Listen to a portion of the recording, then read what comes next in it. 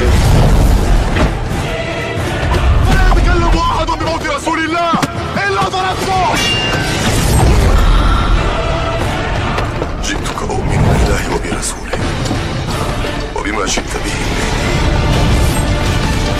فقد أعذرت إليكم وأعذرتموني.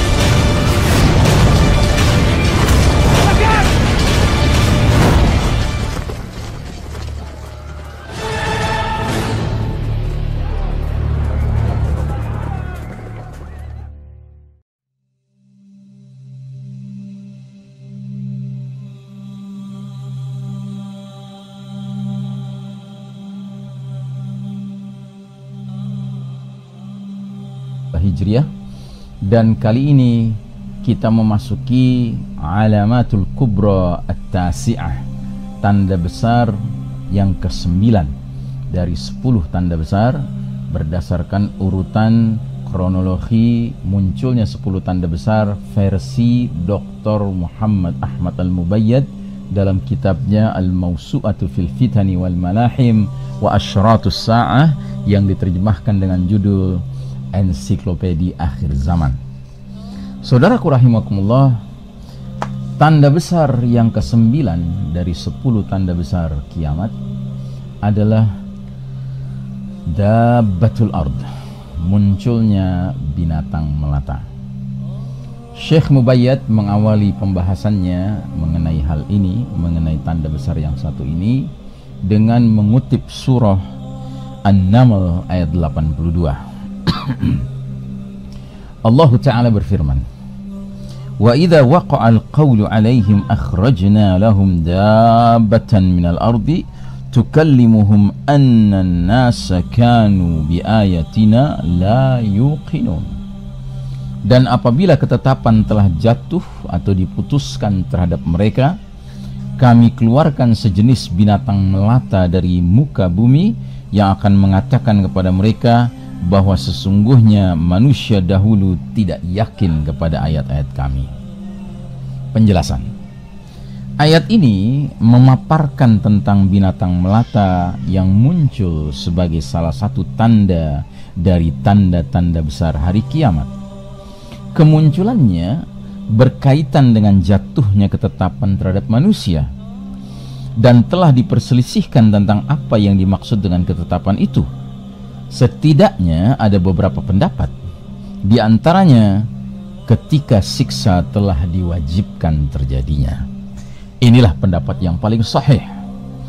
Dikatakan yang dimaksud dengan ketetapan tersebut adalah apa yang dituturkan Al-Quran yang berupa peristiwa datangnya hari kiamat dan kengerian yang ada di dalamnya. Dikatakan juga maksud ketetapan adalah kematian ulama dan lenyapnya ilmu. Dituturkan pula maksudnya adalah apabila mereka tidak diperintahkan dengan kebaikan dan tidak dicegah dari kemungkaran. Artinya ketika sudah hilangnya aktivitas al-amru bil ma'ruf wan nahyi 'anil munkar, memerintahkan yang ma'ruf, mencegah dari kemungkaran. Ayat ini menjelaskan bahwa binatang melata ini keluar dari dalam bumi, dari dalam tanah.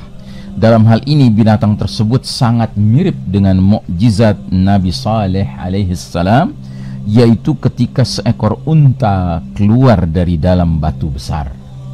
Dikatakan sesungguhnya binatang tersebut anak unta Nabi Saleh alaihi salam. Dikatakan juga itulah binatang dalam bentuk anak Adam, bagian atasnya berada di awan sedangkan bawahnya berada di bumi. Dikatakan pula selain itu, kesimpulan dalam masalah ini adalah binatang yang besar yang muncul sebagai salah satu tanda dari pertanda hari kiamat. Adapun hakikatnya, Allahu a'lam bissawab, tiada seorang pun yang mengetahuinya kecuali Allah Subhanahu wa ta'ala. Ulama berbeda pendapat tentang soal kemunculan binatang melata ini dari dalam bumi. Dikatakan ia keluar dari Bukit Safa di Makkah. Dikatakan juga ia muncul dari gunung Abu Qubais.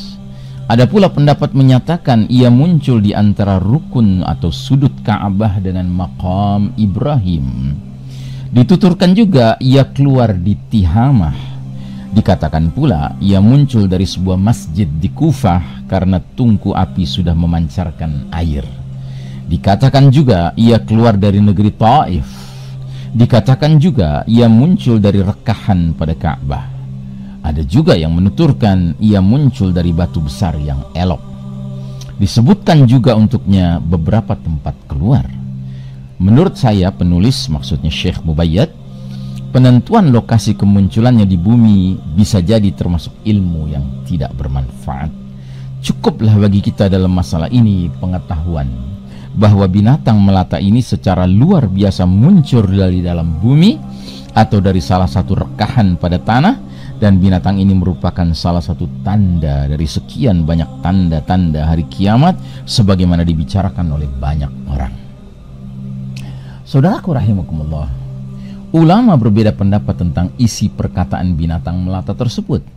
Dikatakan binatang tersebut berbicara kepada mereka tentang batilnya segenap agama illal Islam, selain Islam. Dikatakan pula binatang itu berkata kepada mereka tentang sesuatu yang membuat mereka sedih. Disebutkan juga binatang tersebut berucap kepada mereka dengan kalamullah Ta'ala bahwasanya manusia itu terhadap ayat-ayat Allah tidaklah yakin. Abadi menukil dari Ar-Razi pada kitab tafsirnya dengan penukilan yang cukup panjang, maknanya sebagai berikut. Orang-orang memperbincangkan tentang binatang melata ini dari berbagai sudut pandang. Pertama, tentang ukuran tubuhnya. Di dalam satu hadis dinyatakan bahwa tingginya 60 hasta, ya, satu hasta itu ya satu lengan tangan orang normal, ya. Katakanlah 1 meter, ya, berarti 60 meter. Diriwayatkan juga bahwa kepalanya itu mencapai awan. Dari Abu Hurairah radhiyallahu anhu dinyatakan bahwa ukuran celah 2 tanduknya itu panjangnya 1 farsakh bagi pengendara kuda. Kedua, tentang bentuk dan penampilan fisiknya. Diriwayatkan bahwa ia mempunyai 4 kaki, bulu yang halus, bulu pada muka, dan 2 sayap. Dari Ibnu Juraij diriwayatkan tentang ciri fisik binatang ini bahwa kepalanya adalah kepala kambing, matanya seperti mata babi, telinganya mirip telinga gajah, tanduknya tanduk rusa, dadanya dada singa, warna kulitnya bagai warna kulit harimau, lambungnya mirip lambung sapi, ekornya seperti ekor domba jantan, dan tapak kakinya adalah tapak kaki unta. Yang ketiga, tentang bagaimana kemunculannya. Dari Ali radhiyallahu anhu diriwayatkan bahwa binatang itu keluar selama 3 hari dan orang-orang menunggu, sedang binatang itu tidak keluar kecuali hanya sepertiganya saja. Dari Al-Hasan ia berkata, keluarnya binatang itu tidak sempurna kecuali sesudah 3 hari. Keempat, tentang tempat kemunculannya. Nabi SAW ditanya, dari manakah binatang itu muncul? Nabi menjawab, dari masjid yang paling agung keharamannya bagi Allah, yakni Masjidil Haram. Dikatakan pula, binatang itu keluar dari bukit Sofa, lantas ia berbicara kepada mereka dengan menggunakan bahasa Arab. Kelima, jumlah kemunculannya.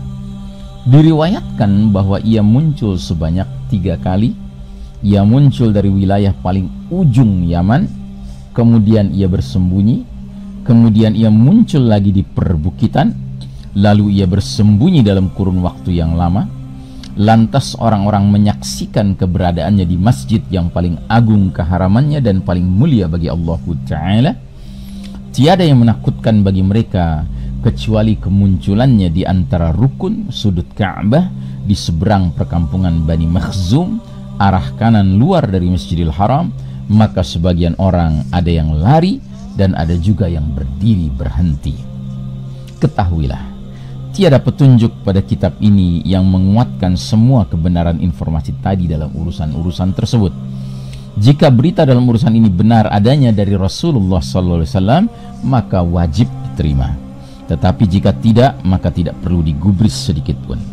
Keterangan selesai.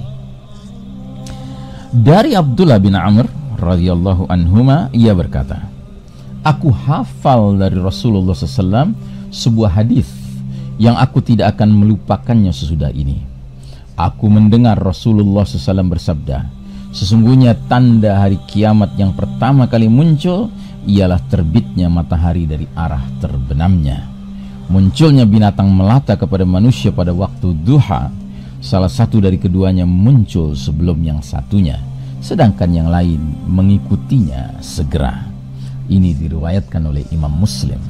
Penjelasan hadis ini sudah dijelaskan sebelumnya, dan pelajaran yang bisa kita petik darinya ialah terbitnya matahari dari arah barat itu terjadinya sebelum munculnya binatang melata, atau kedua tanda ini saling melengkapi dan berhubungan erat sekaligus menjadi pengumuman kehancuran alam semesta.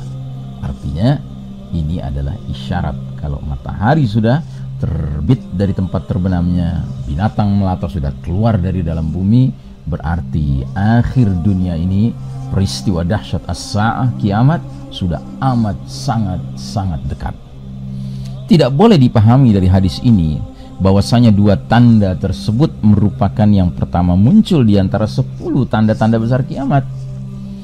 Akan tetapi yang dimaksud dengannya adalah tanda pertama yang abnormal, yang tidak biasa, yang mencakup 3 tanda sekaligus, yakni terbitnya matahari dari arah barat, kemudian binatang melata, kemudian api yang menggiring manusia, yang mana Syekh Mubayyad meletakkan ketiga tanda besar ini secara kronologi sebagai tanda ke-8, ke-9, dan ke-10. Jadi 3 yang terakhir.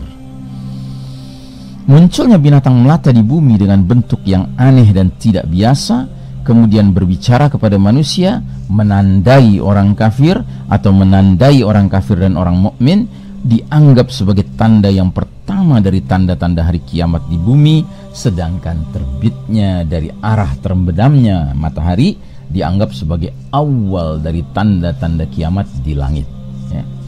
Dari Abu Zur'ah, ia berkata, serombongan orang datang menemui Marwan di Madinah, lalu mereka mendengarnya berbicara tentang tanda-tanda hari kiamat, bahwa yang pertama adalah Ad-Dajjal. Dia berkata, aku pergi menemui Abdullah bin Amr, lantas aku mengadukan apa yang kudengar dari Marwan kepadanya. Abdullah berkata, dia tidak berkata tentang perkara ini dengan kebenaran sedikit pun. Aku mendengar Rasulullah Shallallahu Alaihi Wasallam bersabda, sesungguhnya tanda hari kiamat yang pertama kali muncul adalah terbitnya matahari dari arah terbenamnya, atau binatang melata yang muncul ke hadapan banyak orang pada waktu duha. Salah satu dari keduanya muncul sebelum yang lainnya, sedangkan yang satunya mengikuti sesudahnya.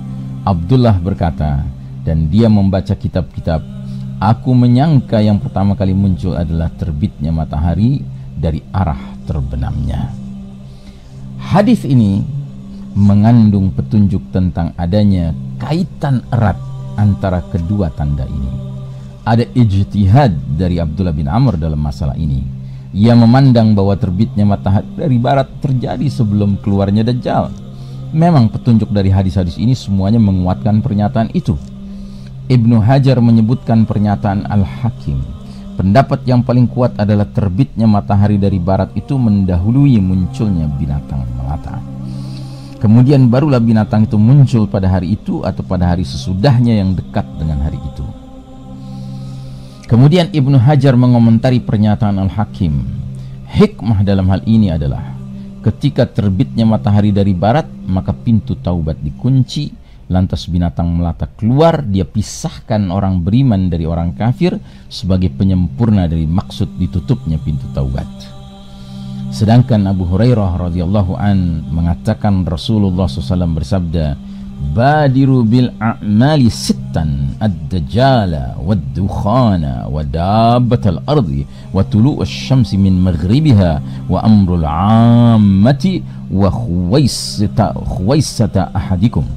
Segeralah beramal sebelum datangnya 6 perkara: Dajjal, asap, binatang melata di muka bumi, terbitnya matahari dari tempat terbenamnya, peristiwa kiamat, dan kematian seseorang secara khusus. Saudaraku rahimakumullah, kita akan teruskan sedikit pembahasan ini pada pertemuan selanjutnya insyaallah taala.